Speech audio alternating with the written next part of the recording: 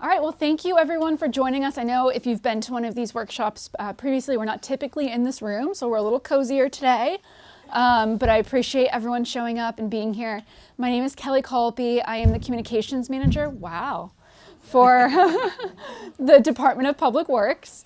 And I am joined by our communications assistant, Chris Gadd, who at a portion of this presentation, I'll actually turn over to him and he'll talk a little bit about our outreach and communications process. But essentially what we're here for today is, this is our residential sewer connection workshop. What we like to do is just open with a brief overview of sort of what is the problem. We already went through introductions, but what's the problem? Why are we here? Why are we sewering? And then a very brief implementation update. I know this looks like the bulk of the presentation, but this is like just a few slides. So in terms of our sewer construction, where are we? What projects are under construction? What projects are coming? And then we'll get into the meat of the presentation, which is essentially, if you're here in this room, you're likely connecting to sewer, or you anticipate you'll be connecting to sewer. And what is that going to look like? What's the sewer connection process? What are the anticipated costs involved with sewer connection? And then what financial resources are available. And then I noted we'll turn it over to Chris. Chris will give you a brief overview of our communications and outreach process. Hopefully some of you in this room have already been receiving some communications from us, or maybe you're just very proactive, which is awesome, and you're here just to learn about the process in general. And then we'll save general questions for the end. I like to use the Q&A, the informal Q&A to really have a conversation. So feel free to ask whatever questions you have about the program, costs, whatever, during that portion of our presentation. And then if you have personal questions about your individual property, just save those for the very end, come up to either myself or Chris, and we can have those one-on-one conversations. So we're not discussing all of your property details with everyone in the room, unless you're comfortable with that. But we like to have those more one-on-one conversations at the very end. So we'll stick around after the presentation and make sure that we spend some time with you folks as well. Do you want to just grab him a guide if you don't mind, Chris? Oh, yeah, totally. So we try to keep this really conversational, but we will walk through some of the overall information about the program first to get us started. And then just a quick housekeeping note. This meeting is being recorded. Dave's in the back from our Barnstable Government Access channel. We love to record these meetings, although they do follow a pretty standard format. Some of the Q&A at the end is great just for our community to be aware of some of those questions that folks have. And it's just, our commitment to making sure that we're being transparent and we're sharing this information with the community. And then I did note, if you don't mind, please hold questions till the end. And then any personal, private property questions that you have, feel free to come chat with Chris and I. And then I think at this time, really the only true exit is this door, because there is you guys can make that work if you need to, but there is going to be a class in one of the other rooms. So when we're concluding the presentation, or if you need to step out, we'll want to exit out this door behind Chris moving forward. So again, apologies for the room. It's not our typical room, so things are a little fluid right now, but appreciate you all being here. Let's just open up with, why are we here? We have a nitrogen problem here in the town of Barnstable and really across the entire Cape Cod region. Nitrogen comes in a variety of sources. Out of those that are controllable, those that we can really mitigate with our own actions, the largest controllable source is our septic systems. This information comes directly from the Cape Cod 208 plan through the Cape Cod Commission. You'll see that there's other ways that we can control nitrogen as well. Stormwater, we actually have a very robust stormwater management plan here in the town of Barnstable, head up by our senior project manager for special projects, Amber Unruh. Fertilizers also, kind of the low-hanging fruit. Fertilizer use, there is a fertilizer use ordinance for the town of Barnstable, but it is quite difficult to enforce. Obviously, there's other towns where there are no fertilizer ordinances, so it's very easy for someone to go purchase fertilizer and then use it on their lawn. But we are certainly looking at how we can better communicate the ordinance. And enforcement does come from the Inspectional Services Division and the Health Division. So how can we, DPW, help support enforcement and communication? We do a lot of continuing education and outreach on fertilizer use and the fertilizer use ordinance to help support the fact that this is seriously some low-hanging fruit here that we can all account for by, mitigating our fertilizer use and best practices, especially around our ponds and lakes. So I do like to just note that there is an ordinance in town. Enforcement comes through the health division and the inspectional services, and it is quite difficult to enforce. So something for the town to improve on moving forward. The wastewater treatment facility, because we have infiltration through our sand beds behind the water pollution control facility, that does enter the groundwater. So there is a very small percentage of controllable nitrogen here. Of note, our water pollution control facility is going through a $109 million upgrade to its infrastructure. So not only is it going to increase our capacity for treatment, but it also is going to bring our nitrogen in our effluent from about 6% all the way down to 3%. So that's going to greatly decrease where our controllable nitrogen source is coming from the water pollution control facility. And then you can't really see it here, but there's a small sliver for like animal use as well, specifically farming. But the big picture item to take away here is that our septic systems are really causing an issue here. And it's a generational issue, something that's been happening over 30, 40 years, and we're certainly not going to be able to solve it in one generation, which is why our plan is a 30-year plan. We'll get into that in just a moment. But one other takeaway here is that the current Title V septic systems that most of us have on our property are not designed to remove significant nitrogen. It's just not how they were built. Wasn't necessarily something that was probably looked at 20, 30 years ago, obviously. And then the currently approved innovative alternative septic systems that a lot of folks have been hearing about, while those are certainly an improvement, they're not enough to achieve what we're regulated by. So the town of Barnstable, all of our surrounding neighboring towns are regulated by the state and federal regulations through the Clean Water Act, and we must come in compliance with what are called total maximum daily loads, TMDLs. It's essentially a nitrogen budget. How much nitrogen are we allowed to have in specific coastal embayments? Title V and as well the IA systems will not do enough for us to achieve those TMDLs, which is why we're here talking about sewer. Sewer removes all nitrogen, not just a portion. So what is Barnstable's plan? I alluded to this. It is a 30-year plan because it's going to take 3 generations to solve the problems that multiple generations have caused with septic system usage. It's broken out into 3 10-year phases. We're currently in the first 10-year phase. We're essentially halfway through, year 5 right now. It will include, when all is said and done, 190 miles of new sewer across town. Just under 12,000 properties will be connected to sewer through this program. And then, as I mentioned, it's executed in phases, and each phase is broken out into multiple projects. So we're currently in phase 1, and there's about 17 or 18 individual projects just in that one phase. Currently, we are constructing 2 projects as part of phase 1, Centerville Village North phase, which is sewering along Chute Flying Hill Road, a portion of Old Stage Road, and a portion of Finney's Lane, including Mother's Park area. And then our largest project right now is our Route 28 West Sewer Expansion Project, which just really truly broke ground this week. We've been doing some off-site work, but we've got our first portion of sewer construction ongoing on Bumps River Road. This is our 4th major project as part of phase 1, but the most critical because it provides the backbone for all of our sewer expansion heading westward. And why is that important? Because our most critically impaired watershed is actually the 3 bays. So in order for us to mitigate the issues there in that watershed, we need to be able to expand expand west.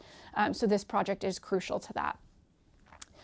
The plan also leverages existing infrastructure to the extent possible. So I talked about our water pollution control facility. We oftentimes will hear questions of, are you building another one? Does our current treatment facility have the capacity? Yes, it has the capacity. No, we are not building another. $109 million upgrade is in progress, as I mentioned earlier, and that's not only going to expand the footprint and the treatment capabilities of the water pollution control facility, but also greatly reduce or greatly enhance our ability to reduce nitrogen in our effluent. The plan also, and we're not going to focus much on this today since this is a sewer connection workshop, but the plan does also incorporate non-traditional projects. These are nature-based approaches. I mentioned Amber Unruh, our senior project manager. She really heads up many of these projects. Things like dredging, cranberry bog restoration, aquaculture, that is all part of the plan. And many of those projects are actively being worked on now as part of phase 1. And then lastly, this plan is built on a philosophy of adaptive management.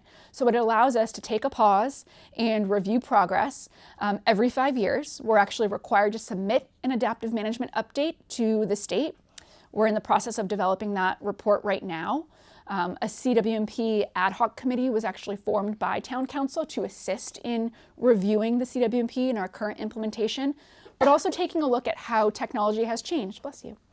How technology has changed and where there may be an opportunity for other technologies to help offset some of the sewering that needs to occur across town. So be on the lookout for that first 5-year adaptive management update.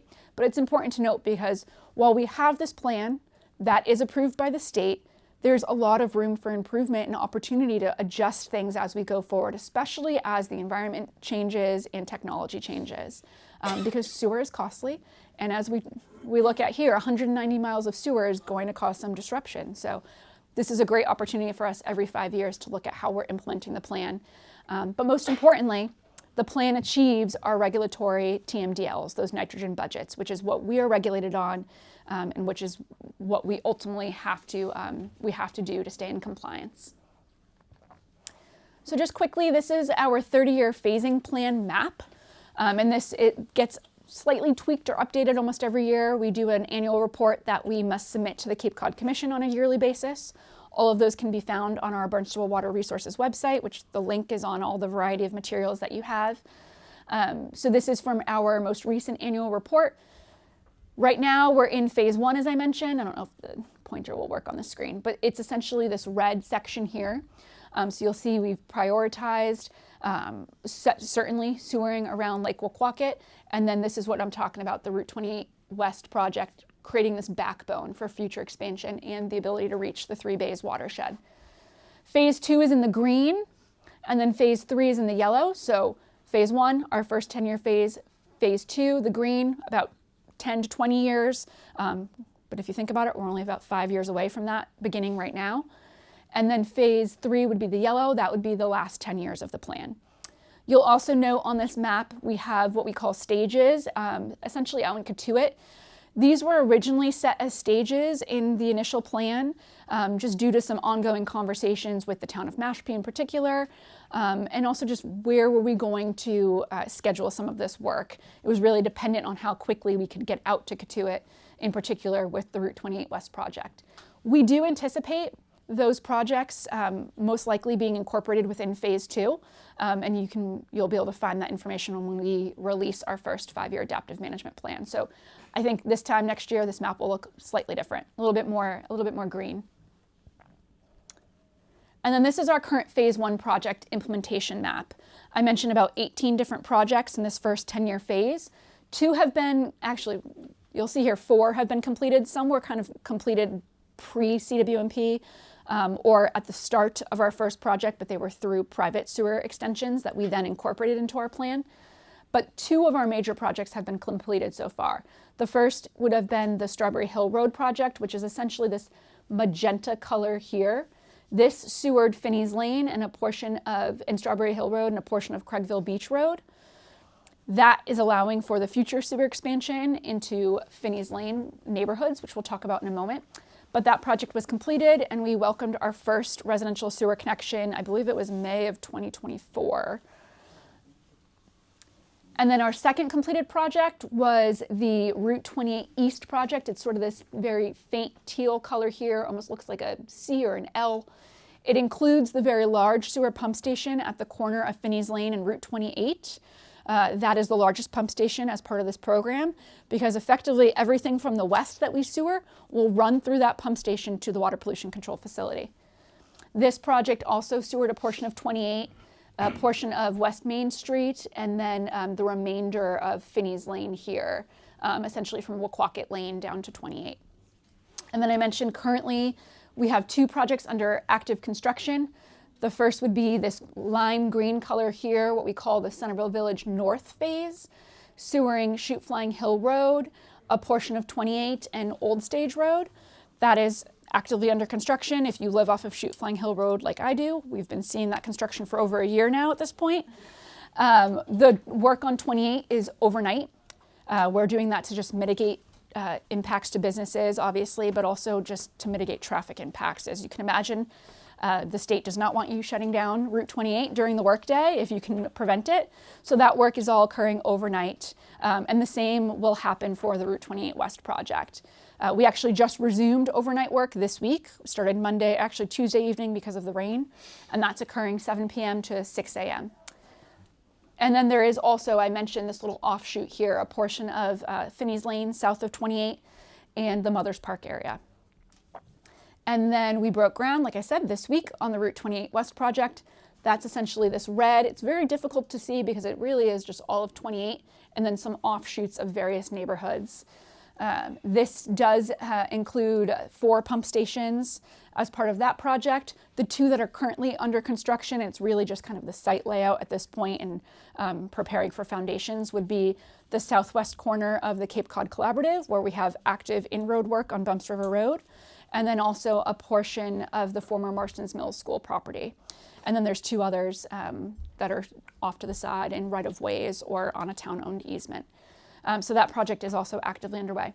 And then you may be here, last project I'll mention right now, because you attended our Finney's Lane Neighborhoods Sewer Expansion meeting earlier this month. Finney's Lane project is essentially this light pink salmon color here. It's going to leverage the infrastructure that was built during the Strawberry Hill Road project to expand into, I think it was what, 53 neighborhoods off of Finney's Lane. Over 580 properties will connect to sewer. So in terms of the number of properties connecting in a project, this is certainly our largest. And it's our first true neighborhood, what we call project, quote unquote. For the most part, we've been on pretty main roads. So that project will be breaking ground this fall. We just hosted a status of design meeting, as I mentioned earlier this month. We'll be putting the project out to bid in April. It'll go through a public bid process. We'll award that contract to a contractor, and then the contractor will develop a schedule. At that point, we'll host a sewer construction meeting to review what that schedule looks like to the community. And then because this is a neighborhood project, the traffic impacts are really going to be neighborhood by neighborhood specific, as opposed to some of these large closures that you're seeing. So our outreach plan will look a little bit different. We'll be having to meet with neighborhoods specifically one-on-one about 3 to 4+ weeks in advance of construction, so that everyone's aware of when construction's happening, how to come in and out of your neighborhood or your individual property. But I'll save some of that for Chris. Chris will do a great job outlining what that outreach process looks like. And then I would be remiss to not also mention that we do anticipate breaking ground on the Centerville Village South project. So that is essentially this darker green here. Again, I apologize, it's a little bit hard to see on the screen. It's a continuation of the north phase. Originally, it was all one project. We broke it into 2. That will serve and sewer essentially Main Street, Centerville, a remaining portion of Craigville Beach Road, and some smaller offshoots as well. That project, again, we anticipate hosting a public information meeting regarding the status of design over the next month or so, and then it'll follow a similar process to Finney's Lane, where we'll put the construction contract out to bid sometime this spring, award the contract to a contractor, develop a schedule, and look to start communicating with residents that are a part of that project by late summer in preparation for a potential fall groundbreaking. And then there's still a number of other projects that are in various phases of design. So what you're all really here for is the sewer connection process. What does this look like? How do we outreach to you? What can you expect? The first real outreach that you'll receive from the town is going to be your pre-construction project notification mailer. This is typically sent through certified mail, and it'll be sent to your primary address, so wherever you receive your tax documents. And this is sent once a contract has been awarded to a contractor and we have an idea of what the construction schedule looks like. So for Finney's Lane, I'll just use that as an example in case any of you folks are part of that neighborhoods project. We do oftentimes send communication ahead of time. We'll let you know if there's going to be survey work happening as part of the design phase, and then we'll notify you of public design meetings, which is what just occurred. But your first real true, you're part of this project, we need to engage you, will be that pre-construction outreach mailer that we send certified mail. And that's typically sent sometime this summer before construction is anticipated to begin. That outreach mailer is actually fairly robust. It's a couple pages, a couple different documents. It'll have a property owner checklist as the cover page that lets you know, here are some of the things we want you to take immediate action on, with a disclaimer that none of it's required. If we don't hear back from you, you're still going to get sewer at your property.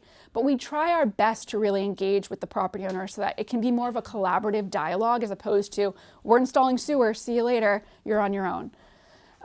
So that's really the purpose of Chris and I and our roles here. So it'll include a property owner checklist. It'll include what we call a sewer connection form. I believe there's actually some kind of samples or snippets of it in the sewer connection guide as well. That's your opportunity to have conversations like I was having with the gentleman earlier today, to give us some information about your individual property. If you know where your septic system is located, if you know how the plumbing exits your home, if you have some unique property characteristics, trees that you want to avoid impacting later on in your private sewer connection process. If you're planning an addition on your home, or you want to rip up your driveway for whatever reason and revamp it, we look for that type of information from you so that we can figure out where's the best place along the public right-of-way at your property line for us to install your sewer stub for your future connection. So that's an important sort of disclaimer or distinction. The town installs sewer in the roadway, our sewer main, whether that's gravity, force main, whatever it may be. And then we install a sewer service lateral with a stub, that's what we call it, at your property line. So we do not do any construction on private property. It'll be your responsibility, which is what we're talking about through this process, to then connect to that stub from the building on your home to that stub. So that's why we try to engage you before construction starts, to make sure that we're putting that stub in a place that's going to be the path of least resistance for you. So then the town sewer construction will start. These projects are typically anywhere from 3 to 4 years length. We do these in construction seasons. So typically we'll have a fall that runs through the winter until we can pretty much no longer work or we have a blizzard. And then we'll typically take a short break perhaps in the winter given the elements. And then we'll continue construction typically through the end of school. Most contracts have a stipulation where construction stops before Memorial Day, but given the community feedback and if it's agreeable, typically the DPW director will allow an extension till the end of school. And then we primarily will take the summer season off and then resume work after Labor Day. This could be different in neighborhoods. That's something that we're looking at. Again, will be a dialogue with the community, but that's essentially why these contracts are so long, 3 to 4 years in length, because they've got these pockets that they're allowed to work in. And it's pretty, I wouldn't say gruesome because that sounds like bad, but it's challenging work. Some of these sewers can be as deep as 26 feet. So when you think about how long it takes to do miles and miles of sewer installation, we've been on Shoot Flying Hill Road for over a year now, and we're not done. So I try to just put that into perspective with folks. Doesn't mean that they're going to be installing sewer in front of your property for 4 years. But they're likely going to be in front of your property a number of times. They have to get the main sewer in, they have to get your lateral in, they may have to do some upgrades to drainage. We often look for opportunities to do that during our sewer projects. And then depending upon who your water service provider is, they may want to partner with us as well to do upgrades to their water main. That's certainly been a possibility and has happened in prior projects.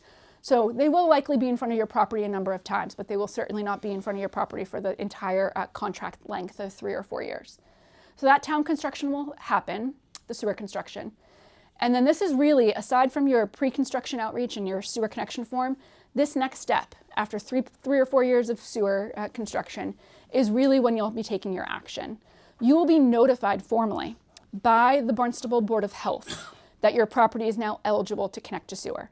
So that notification doesn't come from DPW. DPW doesn't mandate your sewer connection. That is governed by the Barnstable Board of Health and the Health Division. You will hear from us prior to that when construction is complete, because we like to be good stewards of our community and good communicators. So we will reach out to you and let you know that essentially DPW's job is done. The sewer project is complete or construction is complete. And by the way, here are some other town entities you're going to hear from. And we'll provide you with contacts for the tax collector treasurer's office as well as the health division. But you are not required to take any action until you receive your formal notification from the Board of Health. And then from there, the health division really controls the remainder of the process in terms of your timeline to connect, any extensions. If you need an extension for your connection timeline, that's who you will communicate with moving forward. Currently, right now, they have a 6-month connection timeline, or deadline, I should say. So 6 months from when you receive their certified mailing, they expect properties to connect. But as I mentioned, you can communicate with them directly about extensions, and we've certainly been seeing folks receive extensions. So what will you have to do once you've received that notification? If you're prepared to connect, you will hire a licensed sewer installer.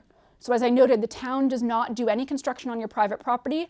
You will be responsible for that. We have a list of licensed sewer installers who have been vetted, have the proper insurance requirements, and have properly installed sewer connections in the town of Barnstable. We have those listed in the back of the guide. We update that list pretty regularly, and we also have a digital version that's available on our website. That licensed sewer installer will essentially design the connection for your property utilizing the infrastructure we installed on your property line, that stub for future connection. They'll also apply for any permits that are needed through the town, and they will essentially complete that construction on your property. Like any home remodeling or improvement project, I know you don't think of it like that because you're being mandated to connect, but if you try to put it into that frame of mind, we always encourage folks get 2 to 3 quotes. We have, like I said, a pretty varied list of installers that we recommend or that we know can perform the work. So get 2 or 3 quotes. Do your due diligence, and then trust that we will also be a part of that process as well. So your connection will happen on private property.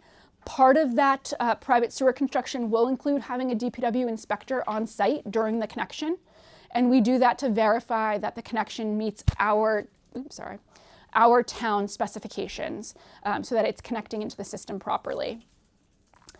As part of that process, these 3 right here are kind of all really the same step, but we like to break them out to make it very clear. As part of that process, you can also have your septic system abandoned. So like your connection, the Board of Health and the Health Division is also the governing authority on septic systems. So they will tell you how to properly abandon your septic system. In most cases, it's a crush and fill in place, which is why your licensed installer can do that work for you at the same time that they do your connection.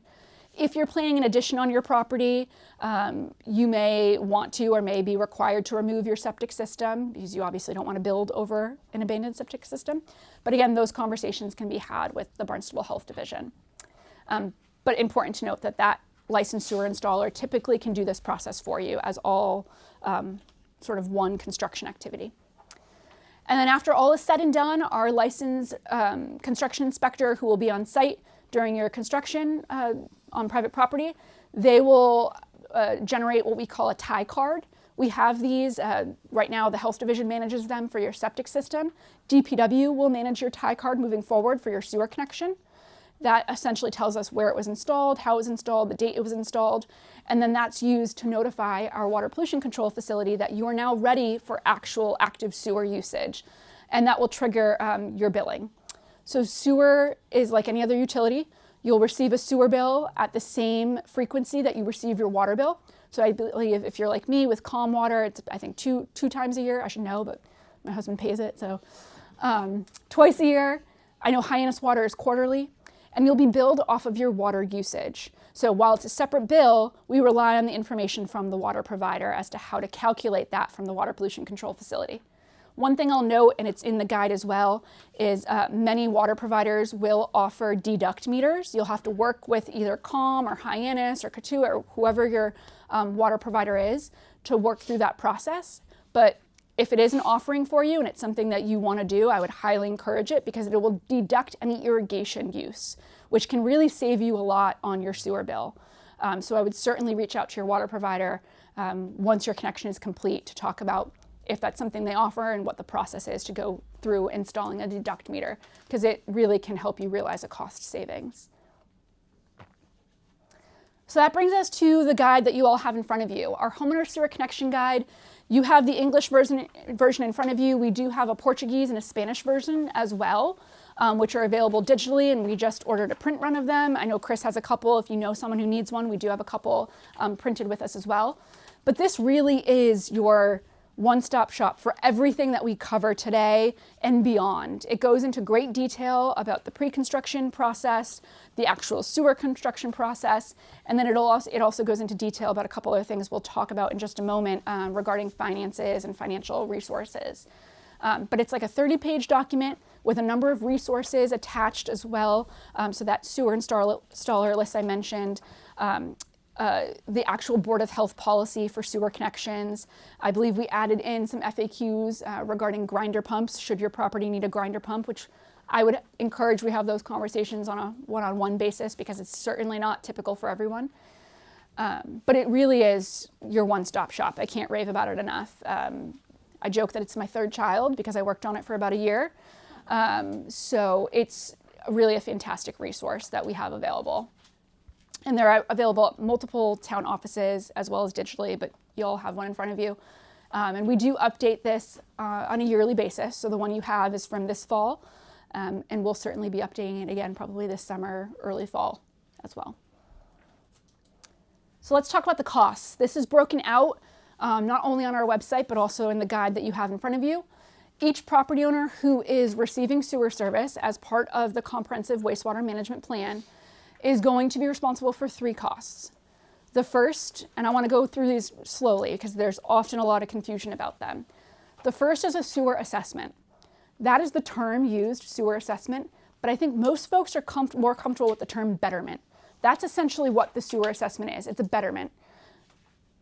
It was voted on by Town Council in July of 2021 through the sewer assessment ordinance that was proposed and again approved and voted on. And it also caps the sewer assessment at $10,000 per sewer unit. Now, a sewer unit is broken out with residential standards as well as commercial standards. Unless you're part of a condo association or a condo group, I'm going to just assume we'll operate off the assumption that most of you are single-family residential homeowners. Your residential sewer unit is defined as the number of dwelling units in your home. So your typical 3, 4, 5-bedroom home would be 1 sewer unit. If you have an accessory dwelling unit, that would also be charged a half sewer unit. So it's just something to keep in mind when sewer assessments are calculated. So most folks, your sewer assessment is going to be capped at $10,000. It would be capped at $15,000 if you have that accessory dwelling unit. That's the cap. That's the maximum. I always tell folks to operate under the assumption that you're going to be charged the maximum sewer assessment, the maximum betterment. But yes? I have one question. Sure. I have 2 septic systems on my property that were built Yep. at the time the house was built. That does not matter. That was That will not impact your sewer assessment. That does not matter. It's not based off the septic systems, it's based off the dwelling units. Because I've gotten that question before, so great question. Yes, it's based off the dwelling units. I know some properties, depending upon when they were built, may have multiple septic systems on site. It's based off of your dwelling units. Now, it might make your connection slightly more expensive if you have to decommission 2 septic systems, but it does not impact your actual sewer assessment or your betterment. Now, for the sake of some folks perhaps being part of an apartment or a condo community, the commercial sewer units are actually determined based off of the water usage and the sewer flow on the property, and it's calculated off of a state environmental code. Commercial properties are treated much different, and I'm not talking commercial businesses. I'm talking, again, condos, apartments, yes. No, you said that it's based on like the number of bedrooms that you have or the number of people that live in the house? No, for residential sewer units, it's the number of dwelling units, so the number of bedrooms you have. Yep, with the caveat that we don't have on here, an ADU is a half sewer unit, and that is explained in some of our FAQs. Excuse me, is that page in here so I can, because I can't see all Yes, yeah, and I believe this is the old guide 7, so it's probably page 8, page 9, somewhere around there, 7, 8, 9. Yes. Page 9. So while this workshop is really geared towards your single family residents, we do have resources for condo and apartment owners as well. Most of your connection fees and your construction is really going to be handled by your property management company. We've already done a couple of these, or some are actually in progress still. So just a note so that we're being inclusive. Your property manager will typically handle the connection and any fees associated, and then what we've seen certainly can't dictate how every condo or apartment complex does this, but what we've seen is they typically then divide the costs up by all of the unit owners. But that sewer unit is calculated differently. So the most important thing to note here is because this is a betterment, this can be financed through the tax collector or treasurer's office, and it can be financed as part of your quarterly tax bill. Some people call it a loan. I like to just say it's financing. It's financed, and when you receive communication from the treasurer or tax collector's office regarding your sewer assessment, they will essentially provide some type of questionnaire that says, here's your assessment cost. Do you want to pay this in full? Do you want to finance it? If you want to finance it, do you want to do 5 years, 10 years, all the way up to 30 years? If you do choose to finance it, it does come with a plus 2% interest rate above whatever the town is currently borrowing at. I will give you the caveat that more recently, town council passed the flow neutral ordinance in town, which actually makes us eligible for 0% financing on our sewer projects. So more likely than not, it would be a 2%. For prior projects where we had higher interest rates, it's been like a 3 to 4% interest rate if you're financing. But again, this is just the town portion of the cost, your betterment, which can be financed through the treasurer or tax collector's office on your quarterly tax bill. The other major cost is your actual private sewer connection. So it's the process we just talked about previously. We install a stub at your property line at the right of way. At some point in the future, you connect to that stub. You pay for that private construction. It's on your private property. You hire a licensed sewer installer from our list. One of our DPW inspectors goes out to inspect the work, but you pay for that cost. And as I said, I always recommend get 2 to 3 quotes before you begin the process. But the real thing to note here is that costs are going to vary on a property by property basis. I'm always asked at every one of these connection workshops, our town engineers asked at every project meeting, well, can you give me an estimate? It's nearly impossible because what you might be your estimate for your connection may be $5,000, $6,000. Your neighbors may be 10. It's all dependent on, and those are I'm just pulling numbers out. It's all dependent on your individual property. How far away, and what it really is dependent on is how much trenching needs to happen to install the pipe needed to connect to that stub at your right of way on your property line, which is why we go back to step 1, filling out that sewer connection form so that we can put it in a position or a place on your property line that makes it as easy as possible for you. Okay, I need you to stop and go back just a few sentences. Sure. So the $10,000 or less or more or whatever. Yes. has to Definitely not more, but potentially less. Okay, and so that's strictly, tell me what for. That's strictly your betterment. I like to call it a betterment because I think folks are just more comfortable with that. It's essentially you paying into a portion of the project because you're benefiting from the sewer service. So if you've ever been part of like a road improvement betterment, if you live on a private road, it's the same kind of concept. This was the funding mechanism that our town council voted on to help everyone sort of pay a portion of the project since the sewer is ultimately benefiting you and can increase your property value. Okay, so that's for the stub. Yep. And really all the infrastructure installed throughout the entire project. And then from there on, we get a choice of companies that we can Use, get prices from. yep, to actually connect into the system. Okay. Yep, so that would be the construction that happens on your private property. And as I mentioned, costs are very property specific. What I am comfortable sharing is with our first project, Strawberry Hill Road, we had the average cost about $7,000 for a property connection. But keep in mind, those properties were fairly close to the road. There weren't many challenges to them. So it's really going to be very dependent, and that was the average. It's going to be very dependent on your individual property. As we get to some of the properties that like have lakefront frontage, for example, where the home may be set hundreds of feet back from the road, that's where you're going to see higher costs to connect. It's just the reality because of how much needs to be trenched. But not more than 10,000? 10,000 is the town betterment. Your individual construction can vary. Does that go by road frontage or? Well, the road frontage is where your stub is installed because we won't No, install. I understand, but I mean, if you have 300 feet of road frontage, is it more? No, Nope, because you ultimately, hopefully, will engage with us on the. As long as Yes, yeah, it doesn't go on the road frontage. Ultimately, what your contractor is going to quote you on is the length of pipe they need to install on your property to reach the building on your property, your home, to reach the stub. Okay. Then does it require a plumber to hook it up from the end of whatever the contractor Nope, your does? installer will do that. Your installer does that. Okay. Yes. All right, so a couple hands. Let's jump here first. Are there price guidelines I know. that these private people have to go by, or, because when you get estimates, they Yeah. go charge for a lot of Yep, things. yep. Yeah, so they're reviewed continuously. We don't always get the information on what they're charging folks, but you're certainly, I would always encourage folks, if you feel like you're getting a range and it seems really high and one's really low, we have a dedicated sewer connection program manager who actually walks through some of the pre-construction sewer connection forms with you, can visit your site, your property, and help you. We can't recommend necessarily or tell you how to connect, but we can provide some guidance to help you in your decision making. But she can also, and her staff can also review quotes if you feel like something doesn't sit right with you.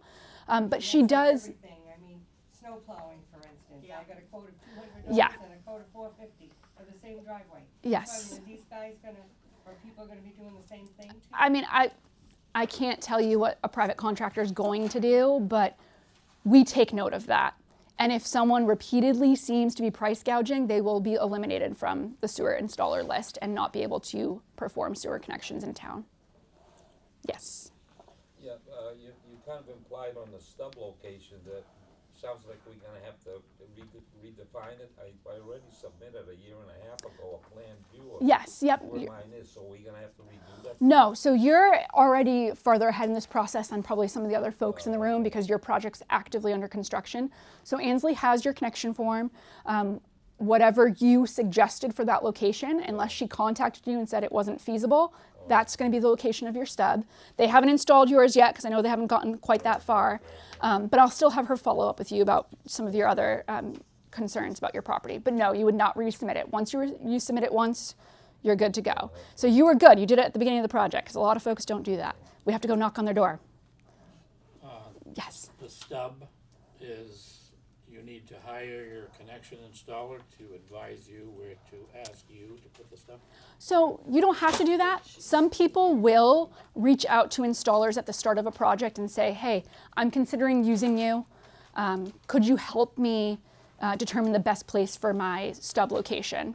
And can you also give me a quote that you're going to honor 2 years down the road? We've had some folks do that. The other option is utilizing our team, our sewer connection program manager and her staff, to come out, visit your site, look at your individual property characteristics, and help you, give you some information that would inform your decision. Yes? Can someone from the town come out to individual property? Yep. About the betterment, give you a ballpark? It's gonna be less, 10,000 or less. Can they come out and do what they do and then? Yeah, so unfortunately, the financial staff can't do that because they can't actually calculate the assessment until the project's complete. They have to take the total cost of all of the construction. And I didn't get into this, it is explained in the guide, but this is a great question. How is the assessment calculated? We'll just take a step back for a second. It's calculated by taking the total cost of all the construction. So the mains, the stubs that are left at your right of way, any pump station infrastructure, everything that goes into the construction of that given project that you're a part of. And it divides it up not just by the folks in the project, but any other properties that are also benefiting from that infrastructure. And finance cannot calculate that until the project's in closeout mode. And we know that there's not going to be any other additional expenses occurred as part of that construction. So what they'll actually do is they'll send you and this is explained in our sort of we're done project mailer. They will send you an estimated assessment about, I forgot what the timeline is, about 2 or 3 months ahead of the final assessment. There's some leeway there, some kind of a preview of what your assessment will be. And you know at that point it won't be more than that. And then they'll send you a final assessment when the project is fully closed out. So it's not your individual property that dictates your assessment, it's the total cost of the entire project. So you're talking the Finney's Lane, 500 something properties, so it's gonna Right. be up there. Yeah, so it's hard to say because there are, a great example is Strawberry Hill Road.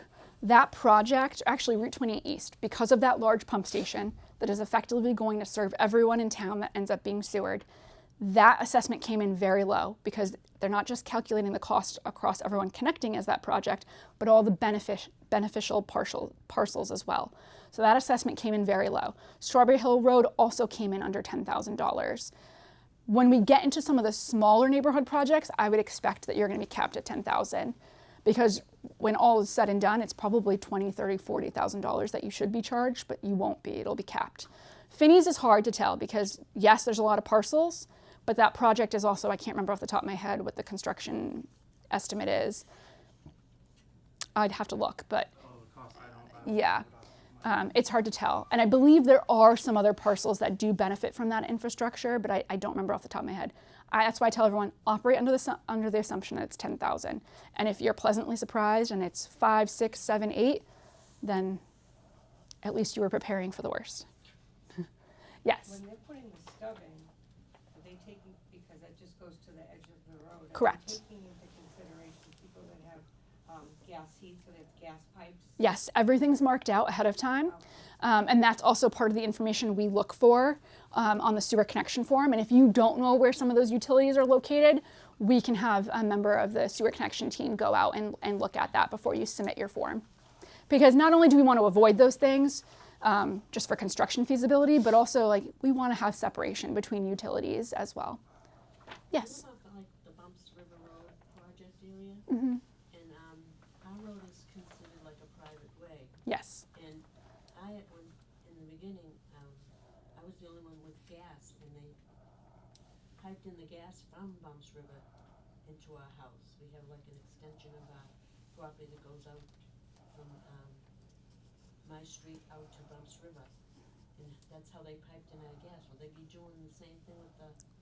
No, sewer will. They're gonna go down the side roads. Sewer will be installed in the roadway. If you're identified to receive sewer, it will go down your roadway at some point. To the frontage. Yes, yep, typically through the middle of the road, depending upon what utilities are also in the road. Because it's like a cul-de-sac off of a cul-de-sac. Yep, yep, And they'll go down those roads. correct. to like the front of the Yes. house.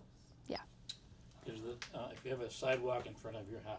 Yep. And the town property is on your side of the sidewalk, where does the stub go? That's a great question, because I don't know if we've run into that yet. I mean, I'm sure we probably have. Actually, now that I'm thinking about it, on like Waquacket Lane, I know there's like a private sidewalk. It would have to go to your property line. So the town owns the right of way, and typically that includes all of the sidewalk and everything. So you're not going to be digging through a sidewalk, let's put it that way. It'll have to go over the sidewalk. Is the stub below ground? The stub, yes, is below ground. And it actually includes what we call like risers, so that you can have a little bit of flexibility as to the depth at which you connect.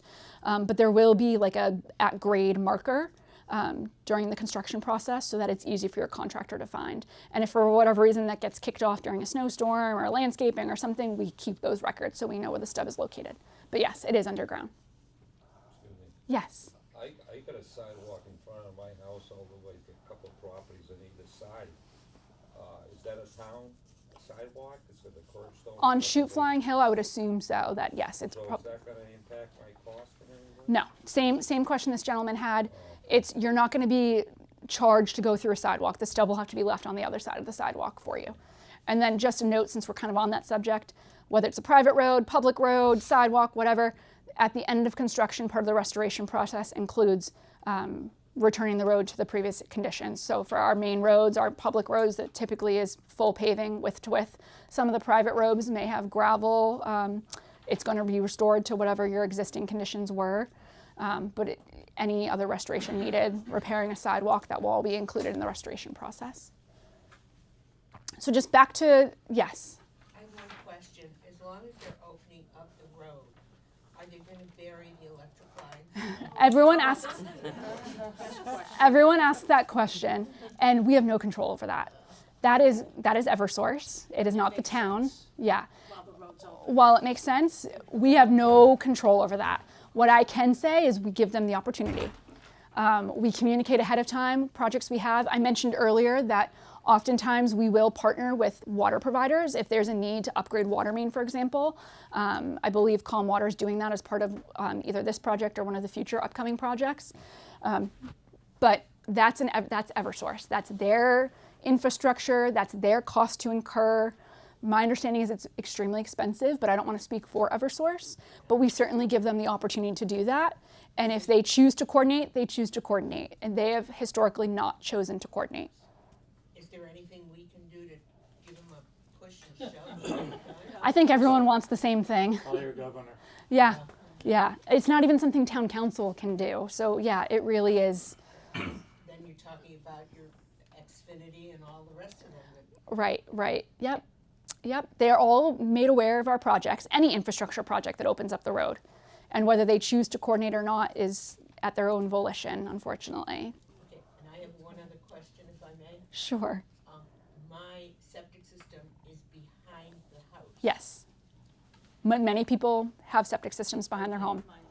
Does that mean that Mine is too. the inside plumbing is going to have to be changed off? So I don't know if we actually get to that. We don't get to that in this presentation, but it's certainly addressed in the homeowner's guide. Oh, okay. You're not required to, but some folks will choose to reroute the plumbing in their home because it will result in a cheaper sewer connection cost, Right. but you're not required to. That would be something that as you're retaining quotes for your connection, you may want to consider. Okay, and is it true that if you choose not to connect, that there's going to be some kind of fine? Yeah, so that's all governed by the Barnstable Board of Health. I believe they do have fines in place, but they also have extensions too. So if you choose not to because you need an extension in the timeline, that's different than just saying, I don't want to connect. Yeah. By saying, I don't want to connect, you may think it's just one property, but ultimately, then why are we spending this money and doing this work? Everyone wants cleaner water. Right. So, Yeah. but yes, it's governed by the Barnstable Board of Health. So their process, they're kind of still figuring it out as they go. I don't think anyone has been fined yet. They've been granted extensions, but I haven't seen anyone fined yet. But I also don't work in their division, so I don't want to misspeak on their behalf. Of course. What are the extensions? Currently, right now, there is a six-month extension that the health division staff, so just keep in mind, there's the Board of Health, which is the policy sort of regulators, and then there's the health division staff that also run inspectional services, your septic, all of those other services that are run through the town. And how does being on a private way, how does that affect? I can get to that in a second, but let me answer your first question if you don't mind. So the first question is, now I also forgot what you said. Extension time. Oh, extension timeline, yes. There is I don't want to say automatic, but there is a 6-month extension that the health division staff can award. And that is truly, I don't have enough time, but I have a contractor lined up, but their schedule is overloaded, because that's another question we get all the time. Okay, you've got 4 pages of contractors, but there's hundreds of connections happening in our town, not to mention all the other towns that are doing this. So the health division staff, if you have a signed contract that shows that you have done your due diligence, you're scheduling your connection, and it's just a timing issue, scheduling issue, they can give you an automatic 6-month extension. If you are looking for an extension for other reasons, financial or whatever it may be, you have to physically go before the Board of Health and have a public hearing during one of their meetings. Now again, I don't work for the health division or the Board of Health. From what I've seen historically, they have been very generous in assisting property owners because they understand this is a financial burden, as do we, DPW. I mean, I live in town myself. We understand that it's a financial burden, and the Board of Health is very compassionate about that. Now, at the end of the day, we need people to connect. We need them to connect for water quality, but the sewer assessment is also part of the funding mechanism for this work as well. So we do need people to connect, but the Board of Health is very willing to work with folks. All right, let's go over here first. So when do you estimate we'll have to start paying the money? This fall? No, so are you part of the Finney's Lane project? Bishop's Terrace? off Bishop's of Terrace, there? yes. So you will not be mandated to connect until the project is complete, and then your sewer assessment can't even be issued until they've calculated all those construction costs. So most of our projects are a 3 to 4 year time frame. Finney's Lane, I believe, we have anticipated 2029. So you wouldn't even be looking to connect or think about paying any type of assessment until most likely mid-2029. Well, Now, with so that there's said, time to save the money. there is time. But with that 'Cause said, you're talking like 20,000 on average for yes, yeah, right. And I know I did say to save questions till the end, but I understand that it's easier to do that kind of when we're on these subjects. And quite honestly, communications is next, so I'm okay with kind of taking some sidebars here. When will the Bumps River project, when will that be? That just started, so we got a couple years there as well. Yeah, Is the whole town being done eventually? about 50% of the town. Only 50%. How can you find out if There's- you're one of those people? So we can talk about that. Certainly at the end, we can look up your property. But essentially, if you're in one of those maps that we showed earlier, yeah. If I can just clarify on the Bumps River, that's part of the Route 28 West project. So the work on Bumps River Road, I think if my memory serves, is going to go through the end of this May. And then it's eventually going to go up Osterville, West Barnstable. So it's not going to be on Bumps River for the next 4 years. It's really the next few months. But your connection timeline is you're looking at the end of the project. The other thing I just wanted to note quickly is that, and now I'm forgetting my chain of thought now again because we're getting so many things going on here. The other thing, it was related to the question that this gentleman had.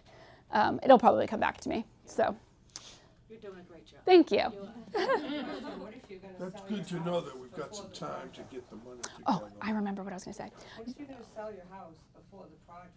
How does that Yeah, so let me just go back to this other thing before I lose this one too. There may be some instances, so while we say you're not mandated to connect until you receive your official notice, if your septic system was to fail during that construction timeline, I'm just saying we do get that question. There may be an opportunity to allow a connection earlier. We've had that happen, so you just stay in contact with us if that's something you're afraid of. If you were to sell your house before construction, it really is on your realtor, and if you're in this room and you're hearing this message, you should make sure that they're aware of this, to notify prospective buyers. We have done a number of outreach meetings and trainings with various realtors in town. I'll say Compass in particular has been very proactive. We've met with every one of their offices and provided trainings.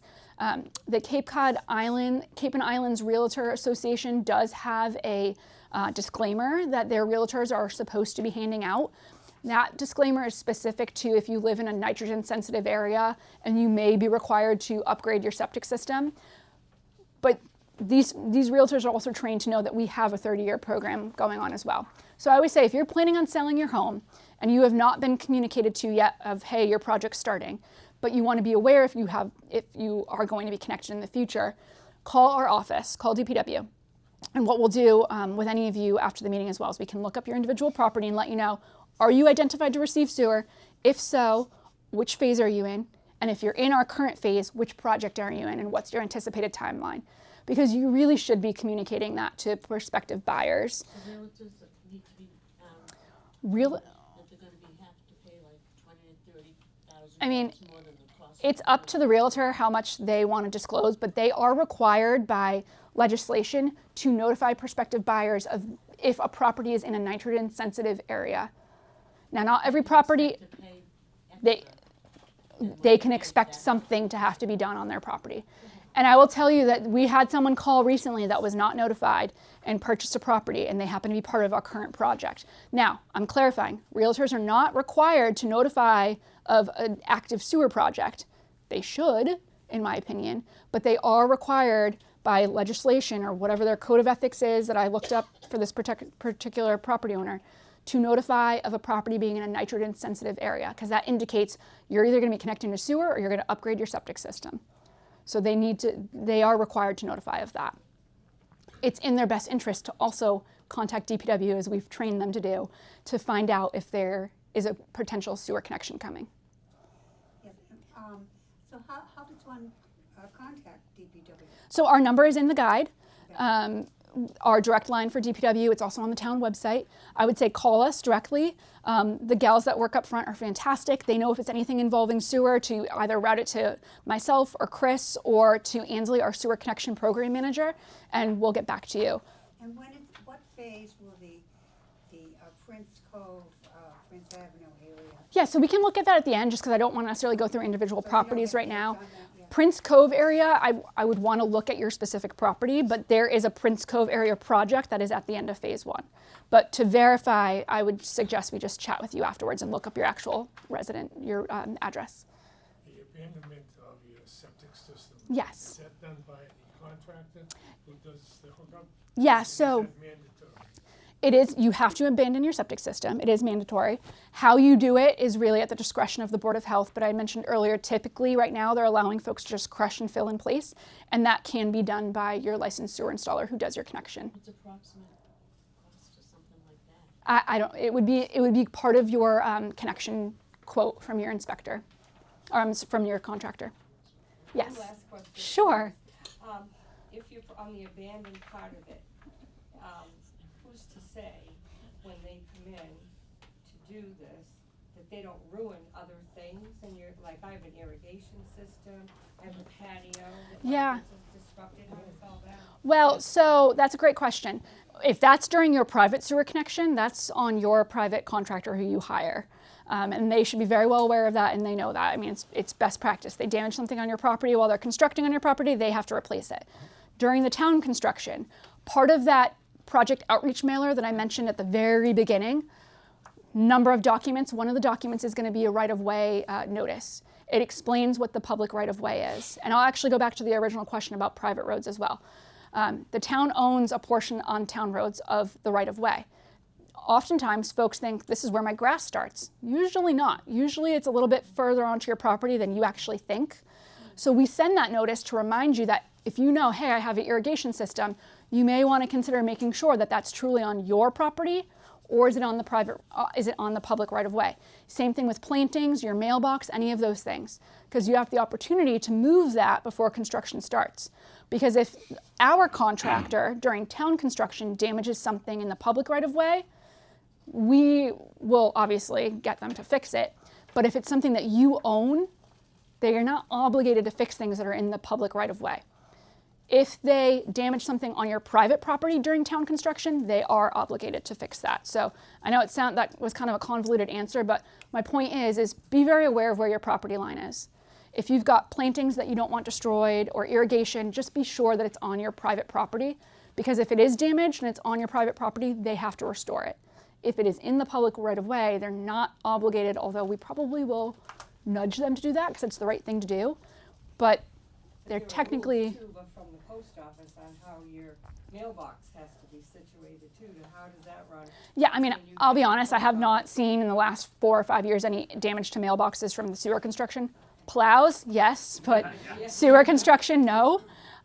What we've run into is issues with irrigation. And it's typically because they're actually not installed on private property. So they're not marked out properly because we're only marking the utilities we're aware of in the public right-of-way, and we don't necessarily know of someone's private irrigation system.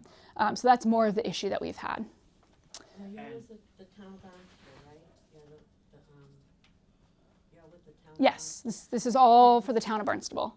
When they're installing all this, like on private ways, like I know, we don't get plowed. They don't plow our street because we're a private way. Well, We have to get private contractors to plow my no, street. well, so there's a couple different nuances there. So how this pertains to sewer construction on private ways, we actually have to go to town council and request a utility easement for to be able to install sewer on a private road. So for the Finney's Lane Neighborhoods project, we've already done this. We did this in multiple batches. Notifications were sent to owners of a private road, most likely the actual property owner, because you all tend to own a portion of the private road, that said, we're going to be going before town council. Your road is scheduled to have sewer installed. To be able to do this, we have to take an easement over the right-of-way of your private road to be able to install the utilities. When it's granted, it only allows us to install utilities and then repair and restore the roadway. It doesn't change your property by any means. It doesn't change your road. Your road's still private. It doesn't impact your property values or any of your property lines. It's just to be able to have the permission to install sewer in a private road. So that's already been done for the Finney's Lane project. Any other future projects where there's private roads will go through the same process. Regarding plowing, I'd have to look at your individual street because we plow private roads. I will tell you, we plow. Now, again, I have to look at your individual street. I'm not arguing with you. I'm just saying there is a list of no plow roads. For whatever reason, there are certain roads that did not want us to plow. And most of them they're all private roads. Yeah. But so there is a list. So we can certainly talk offline about that. So can we refuse to have the septic hooked up where we don't have the public service? of the So town? what you can do is, it sounds like this hasn't happened for your, neighborhood yet, but when we prepare the design for your neighborhood, and we'd go through this process that we just went through with Finney's Lane to request the easement, the utility easement, you will be notified of that, and you can certainly go to town council and give public comment against it. I will tell you, historically, town council, even if people are opposed, vote for it because we have to do this work. We ultimately have to do this. But it is absolutely your right to provide feedback to town council and say you oppose of it. Yes, This is all mandated, we have to do this. correct. It seems to me it should be tax deductible, is it? Well, so we haven't, I don't think we actually have a slide in here, which is my mistake, because we used to have one that went over some of the financial resources, but there's a section in the guide that goes through all the financial resources. Oh, actually, page 17. Page 17. And actually, even before that, and I do mention it on here, so it's probably because I tried to boil these slides down a bit, but let's talk about how some of the financial resources for the connections first. The premier resource is Barnstable County's, not the town, the county's Aqua Fund. That starts on page 15. There's a breakdown of how you can use the Aqua Fund as a residential property owner, as well as condo and apartment eligibility for anyone who lives in a condo association or apartment complex. So we work very closely with the Aqua Fund. We have a loan specialist that we work with. We check in with her on a regular basis. She's actually been paramount in answering some questions for us as we start thinking about the neighborhoods and potentially allowing people to connect earlier and how does that impact eligibility for loans and whatnot. But that loan program is fantastic. They are well capitalized. As I mentioned, we check in with the county on an ongoing basis to let them know how many connections we anticipate coming online as a project comes to its conclusion, so that they can ensure that they're ready to process those applications. New sewer connections, which is what anyone who's part of this program would qualify for, are eligible for the 0 and 2% interest rates on their loans. Those loans have a 20-year financing plan. Anyone who lives in a condominium or an apartment community, again, like your connection, it's going to be done as one application, so typically the property manager would do that. Those are available for 4% interest rate loans. In your guides, you'll also see a number of other programs. So the state does have a tax credit. I believe it's up to $18,000. So there's a state tax credit that you can apply for as well. And then on our website, and I believe we might touch upon them in some of the guides, a lot of the local institutions are also rolling out their own financing plans. So Cape Cod 5 and the COOP have loan programs available. And theirs are actually, I can't remember which one it is off the top of my head. I think it's the COOP. Theirs is also, or maybe it's Cape Cod 5, it might be both. But they also have programs for second homeowners, because most of these you need to be a primary homeowner. The Aqua Fund, the state tax credit, this has to be your primary residence. The COOP, Cape Cod 5 have more flexibility. So there is a number of programs that can support financing the costs, on top of what we talked about, the town costs being able to be financed through your tax bill. But the private construction costs, the Aqua Fund is really the premier resource, and we have individual pamphlets for them as well. And then the only other costs that we didn't get to, those are obviously the two main ones, but we did touch upon this, the utility billing. Again, based off your water usage, billed at the same frequency as your water bill, and certainly reach out to your water provider for a deduct meter if you utilize irrigation. And then just very briefly, we're trying to be conscious of time here, but we did get through a lot of Q&A, so that's great. Where else can you learn about the program and resources available? Obviously, the guide in front of you is a print resource. It's a fantastic resource, but we also have a dedicated water resources website. This is managed by the DPW, so it's separate from the town website. It talks about all of our programs, the sewer connection process. Everything you find in that guide is also on the website, in addition to some of our other water quality monitoring projects.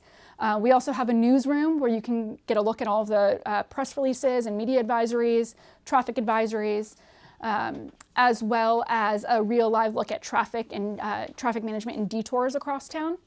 And then we also have a reports and documents page that has all of our annual reports, links to our sewer connection guide and other resources that are available for download. And then also this FAQs portal. I would be remiss to not mention the FAQs portal because it goes into detail on a number of topics.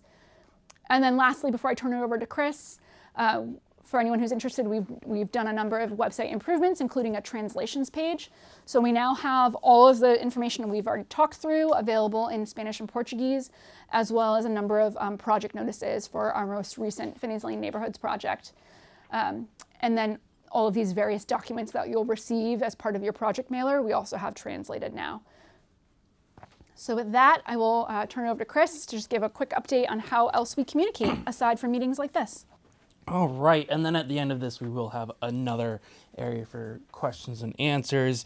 I'm going to try not to block this entire board because I tend to be quite large. So with our communications and outreach, we tend to have, well, we don't tend to have, we do have 3 basic categories: mail, digital, and in person. And the reason that we do 3 different categories is because I'm sure if I ask some of you to check your email, check Facebook, check the Barnstable e-news, you'd say no. If I asked you to check your mailbox, you'd say sure, absolutely. So that's why we have multiple outlets. The first, all of our most important information gets sent to you by mail. That Finney's Lane Neighborhoods meeting that we had last week, we sent out the meeting notification by mail about a month and a half ago now, so that everyone would have it. They would have plenty of time. It was sent just normal, standard United States Postal Service mail. On the envelope, it said like notice of Finney's Lane Neighborhood sewer connection, sewer design meeting, something along those lines. So that when you saw it, you didn't just think it was junk or a bill or something, and you would actually open it, please and thank you. We do, whenever there is construction coming down your road, we do our best to get information out about that via the USPS. We mentioned the Bumps River Road closure that's currently ongoing. We sent out that mailing, I forget when, 2 weeks ago, I think. And not just to those people who are included in the Route 28 West project, but also all those neighborhoods, if you're familiar with the area around Oldham Road, they are actually part of a separate project, that kind of neighborhood area there. But because they're going to be impacted by the Bumps River closure, we notified them and said, hey, when you try to exit onto Bumps River Road, you might hit some road work. Kelly also mentioned the sewer connection form that we send certified mail, so that way we know for a fact that you got it. It's probably our most important mail that we send. Like Kelly said, it is a giant packet, and we will send that certified again through the United States Postal Service. Digital mail, if you are someone who likes computers, if you are someone who checks Facebook from time to time, awesome. If not, again, I remind you, all the important stuff gets sent by mail. We do have a few digital outlets. The first is the Barnstable e-news. If you get that, awesome. If you don't, it is a weekly newsletter sent out by the town communications team. In there is a section for, it's called like roadwork updates. It's right near the top. If we have meetings, I know last week we included the Finney's Lane design meeting infographic. Actually, it would have been 2 weeks ago. We included the infographic for that Finney's Lane design meeting. So there's always good stuff in there. Social media, we do have our own dedicated Barnstable Water Resources Facebook and Instagram that we post our meeting information to. We also post a bunch of educational information. We've started doing some traffic updates, although that goes out through the town of Barnstable, Facebook and Instagram. And then the My Barnstable app, if you're someone who is fine with your phone and you want it, I do strongly recommend you have it. It will send out a notification on your phone just saying, you know, Bumps River Road closed, or if there's a emergency water main break, something along those lines. We will get the information out that way. But again, utilize social media. The social and My Barnstable tend to be the more quick stuff. The oh no, something happened, we're working on fixing it, and we just need to let you know. And then Kelly mentioned the website, barnstablewaterresources.com. It is, I can't stress enough how much information is on there. And it's really just one of those things that you could sit for a while and really start to digest. And then the last category of our communications is the ones that we enjoy doing the most, I think. And that's all the in-person stuff, which is this. We do a lot of project meetings. We just mentioned the Finney's Lane project meeting that happened last week. Kelly mentioned the Centerville Village Sewer Expansion Project South Phase project meeting that's going to happen sometime later this spring once I nail down a date. But it's our chance to get in front of you and to actually talk and answer those individual questions that you may have. We also have association meetings. Kelly mentioned that there's the Finney's Lane neighborhoods. There's a bunch of associations. We're going to do like a summer road tour, basically, of all the associations that are going to be impacted by the Finney's Neighborhoods project, and saying, hey, let's work this out. Let's figure it out. And then the last thing we do is door-to-door outreach. And this is when there is, again, construction. Sometimes we are able to get that construction notice in the mail on time. Sometimes the schedule gets pushed up a week and I have to go out and actually hand deliver notices to all of the houses that are in that area, that, letting them know that Old Stage Road is going to be closed tomorrow. And then it gets changed, but whatever. That was literally what I did yesterday, was that door-to-door outreach. Just making sure that, when you leave your house, you're not like, oh my God, there's construction. You're like, oh right, there is that construction, isn't there? So we left this in here because it's our public CWMP project map. I know that some people might not be as technologically literate. That is totally fine. Kelly and I are more than happy to help you figure this out. But we do have an online project map, and you can see what phase you're in and what project you are in if you're not already familiar with it. Something that I worked a long time with GIS for to get it quite right. And then, like I mentioned, Barnstable e-news, the My Barnstable mobile app, Facebook, social media, and then Barnstable Water Resources social media. Yes, this is our updated one because that's the Finney's Lane graphic right there. So if you are on social media, I strongly recommend that you follow Barnstable Water Resources, and if you're not already, at Town of Barnstable. With that, I know someone asked, how do I get in touch with you? There's a few different ways. First, like I mentioned, all questions most likely can be answered on barnstablewaterresources.com. Great if you want to go visit. If not, and this is all in like all of our promotional materials, all of our sewer connection guides, I promise all these numbers are all the same. 508-790-6400, that is the main number of the DPW administration office where Kelly and I work out of. We mentioned Amy, Hannah, Michelle. They're the ones who answer that phone. If you have a question about what project you're in, about whatever it may be, you are more than welcome to give us a call. We tend to answer phones 7:30 to 3:30, sometimes 4. If not, you can leave us a voice message and we will get back to it at some point. Say again? I didn't update the email. Yeah, you didn't update the email. It's okay, Kelly. We do have a dedicated email that Kelly and I monitor. The actual email address is now waterresources@barnstable.gov. That town.barnstable.ma.us is being phased out. It does still work for the time being, but it should be at barnstable.gov. And that goes for all of the town emails, by the way, if you weren't already aware of that. And then, lastly, 382 Falmouth Road. That's the DPW administration building. It's where Kelly and I work out of. Like I said, 7:30 to 3:30. I would advise waiting to come in until about 8:15 because that's when I'm normally in and actually have my first cup of tea. But you're more than welcome to come in, ask your questions. If we need to get an engineer, we can get an engineer. If we need to loop in our sewer connection program manager, we can.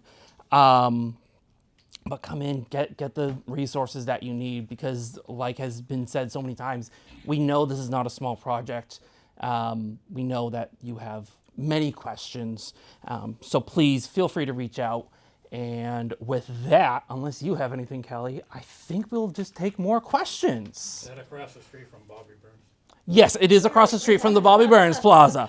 Yep, and that is exactly how we direct people when they're like, where? Bobby Burns. Yes, ma'am. So who do we contact if, I live at the end of Oldham Road, just shy of Old East Osterville. So when Bumps River Road is closed and we can't travel on that, everybody, and that's a lot of people in that neighborhood, are going out Old East Osterville Road to Route 28. The problem is, the gigantic potholes in that road are a nightmare, and that's a lot of traffic traveling on that road. Yes. So who's gonna fix that and when? Well, so that's a great question. There very well could be work orders in the system already. Chris and I don't specifically handle those, but what we can do is take that back to the office, because one thing we didn't get into is just the level, thank you, the level of coordination that goes into road closures and traffic management. So every Thursday we have a call with Barnstable Police Department, the surrounding fire districts. Right now it's primarily Calm and Hyannis that have been involved in those, but obviously as we're spreading out construction, we'll be engaging with other fire chiefs as well. Barnstable school system, including the manager of the 5-star bus company. USPS is always invited, the contractor, there's a number of stakeholders. So we make sure that not only is everyone in town aware that needs to be of the closure, but if we need to move bus stops, that's done weeks ahead of time. If we need to reroute a bus route, that's done weeks ahead of time. It's not done on the fly during a closure. But most importantly, it's our chance to talk with BPD. And specifically their traffic control manager, so that we can address issues like that. When we were constructing on Finney's Lane, we had a lot of issues with folks using private roads to cut through and get to Huckins Neck, for example. Obviously, there's only so much we can do to stop some of that. There are some tactics that we've employed, like utilizing Waze to show a private road closed. But some of that does come down to traffic management and making sure that BPD is aware. That's okay, I don't mind people using. But the pothole, right, yeah. Potholes are awful. So They're frightening. we do pre-construction survey work to try to identify issues like that ahead of time, but honestly, I wouldn't be surprised if the winter weather exacerbated some of those. So Chris, I'll bring Chris, it to our Mark- highway yeah. guys, and they'll Yeah. send them out to look. Realistically, Shoot Flying Hill Road, boat ramp, the beach, when will the stubs, do you think, will be there? Would you have to take care of finances? Yeah, so that's all part of this current project that's ongoing. What you've probably seen is they've started some work at the pump station that's basically across the street from the boat ramp on that town-owned parcel. So that work's occurring, and then they've primarily been doing their sewer construction, what I call like south of that. So today they were in the area of Hillside Drive and High Noon. They will make their way all the way up to Service Road. But one of the challenges with that particular area is the groundwater and the dewatering that needs to happen to install sewer in a dry excavation pit, essentially. So that's going to be time of year specific and also involves like other factors. So that's part of why they've scheduled the work the way they have. And you see them kind of not backtracking, but doing like right now they're doing like drainage improvements and other things before they start the work going up what we call like up the hill towards Service Road. But that will be maybe this construction season, potentially. I'd have to look at their look-ahead schedule to see where they're going to next, but certainly within the next year that will happen. Because normally I'm seasonally not there in the wintertime, that's why I won't need. So you'd prefer it to happen in the winter? No. Oh, okay. Some people were like, do it while I'm not here, so I'm not impacted. I'm generally not there, that's the problem. I got knee surgery coming up, so I have to be here, but otherwise I wouldn't be here right now. Right. Yeah, so I have your information. So I'm going to have Ansley, our sewer connection program manager, reach out to you specifically to go through some of the concerns you have about your property. But then she can also help, either she or Chris or I can follow up with you on the schedule when we know when the contractor is anticipating doing that work. But it'll certainly be within the next year.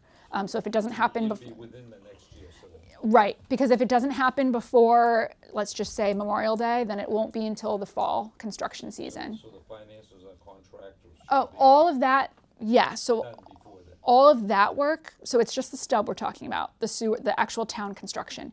You will not be mandated to connect until the project is complete, which I believe is 2028. 2028, yeah. The 28 or 27? I have to look. Yeah. Yeah, I'd have to look. Yeah. Okay, You've got some time. so I don't have to worry about Yep. the plan. I thought you were just talking about your actual stub being No, no, installed. Just wanted to get the finances stuff. Oh yeah, no, you've got some time, and I don't have to it's worry not about like, the 28. this is the other thing I always tell people. It's not like you see them do construction in front of your property, or you see, they demobilize from the area, and all of a sudden, oh, I'm going to be hit with this bill. You will. It's Because they typically a right couple with the months signs, after. The stop signs, no driving through the right of my house. Right. Yeah. Yeah. Yeah. So they still have probably about a year left in their construction contract. Okay. Yeah, we have it. They're anticipated to be complete in spring of 2027. Okay. Yeah. And then even that, That location. it takes some time. project. Yeah. Even then it takes some time to close out the project. Finance needs to do their end of things for the assessment before we, so spring 2027, I would anticipate maybe being notified to connect fall of 2027 or potentially even winter of 2028. So it's not like immediately after the construction's done. That's a good sort of caveat for everyone. Yeah, that's close enough, thank you. Where does the sewer pipe go on the street? Is it always on the right? So it really depends on what utilities are in the roadway already and how much space is in the corridor, the utility corridor. Generally, I have a follow-up to Oh, yeah. earlier question.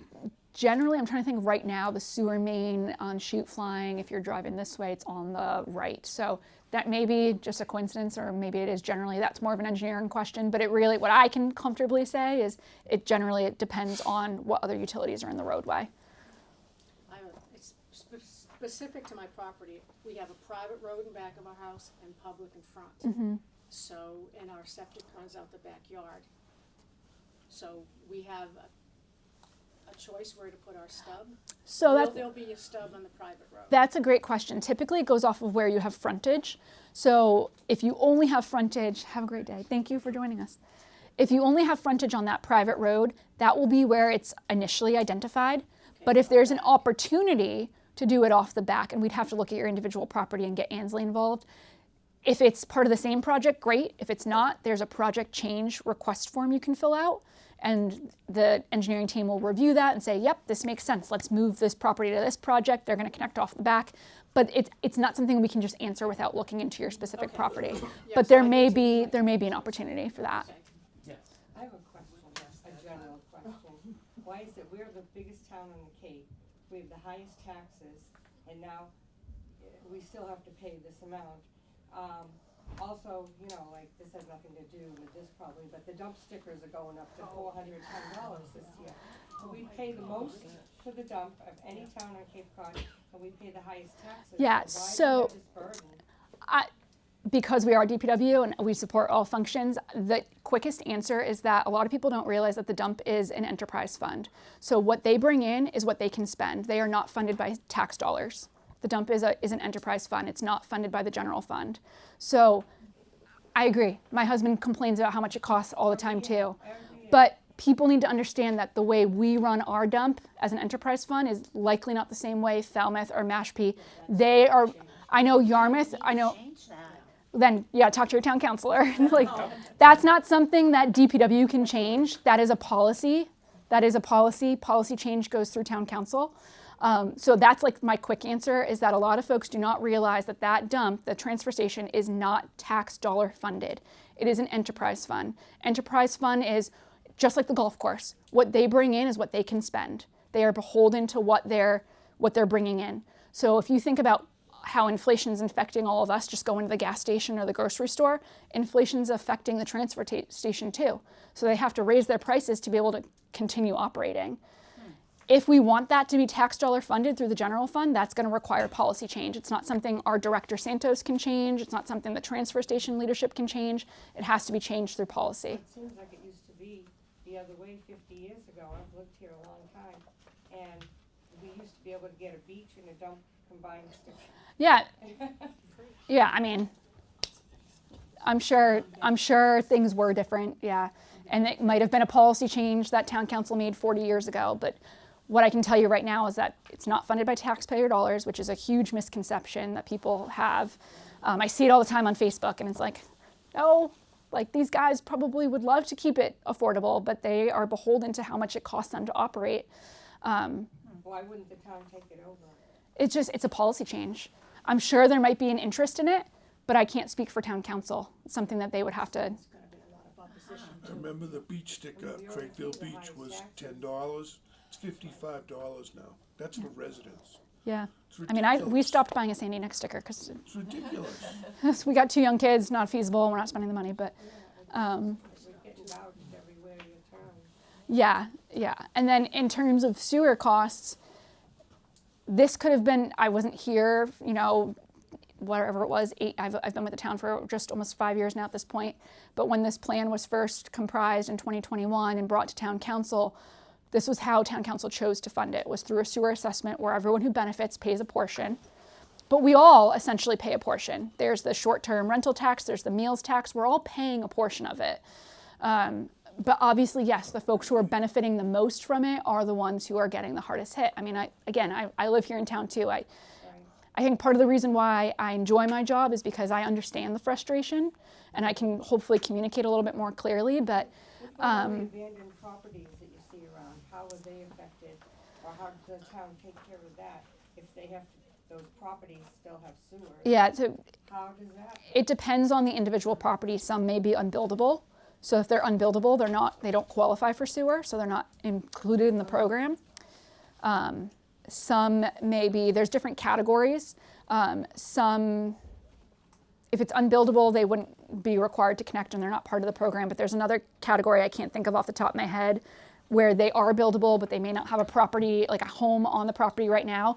They essentially are still charged, but they can defer payment until they actually build a property and do connect to sewer. So there's different ways that they treat different properties. Yes. Last week's meeting, a woman asked a very good question. She says, what was the percentage that are getting sewered? 78%? And you looked at the map, the whole coastline just about is exempt. That's Yes. where all the millionaires and multimillionaires live. So do you want They to go? don't have to do it, but we do. Yeah, so if you go back to the map, some things that are hard to see on this, go back to, yeah. So, no, you're right. She pointed that out last week. So I know what you're talking about. So some of this area is gray here. That's actually, and it's hard to see on the map, that's actually already sewered. What she was talking about in particular was a lot of this like West Barnstable area. Yeah. So okay. one thing that we need to clarify, and this is definitely like an educational thing Chris and I have to work on just broadly across the community, is when we talked about why we're doing this, we're beholden to and we're regulated by those TMDLs, total maximum daily load. So each of our watersheds has a different TMDL or nitrogen budget, and we have to come into compliance with whatever that budget is set for that watershed. Barnstable Harbor is not considered impaired because of the tidal flushing that happens in that harbor. So that area did not need to be sewered. The areas that are the most impaired, 3 bays, which is why everything around here is essentially being sewered.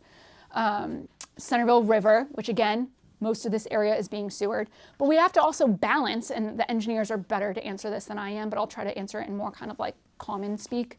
We have to balance the challenges of sewer, installing sewer. There are some roadways, even that are going to be sewered, that are going to be very challenging. They're narrow, there's a lot of tree cover, the topography is like this, so it makes grinder pumps more necessary, pump stations more necessary, which drives up cost. So we have to balance that with also, what do we need to do to come into compliance? This plan, and I wasn't here for the development of it, but I know it took years and a lot of data and research to figure out what is absolutely necessary to sewer to come into compliance with those TMDLs. So it's not like, we're not going to sewer them because they're rich and we're going to sewer these people because they're not. It has nothing to do with that. It might feel like that because of what you're seeing, but the real reason West Barnstable, this area is not being sewered is because this embayment is not impaired. The tidal flushing helps significantly. These areas are critically impaired, which is why you're seeing sewer concentrated in those areas.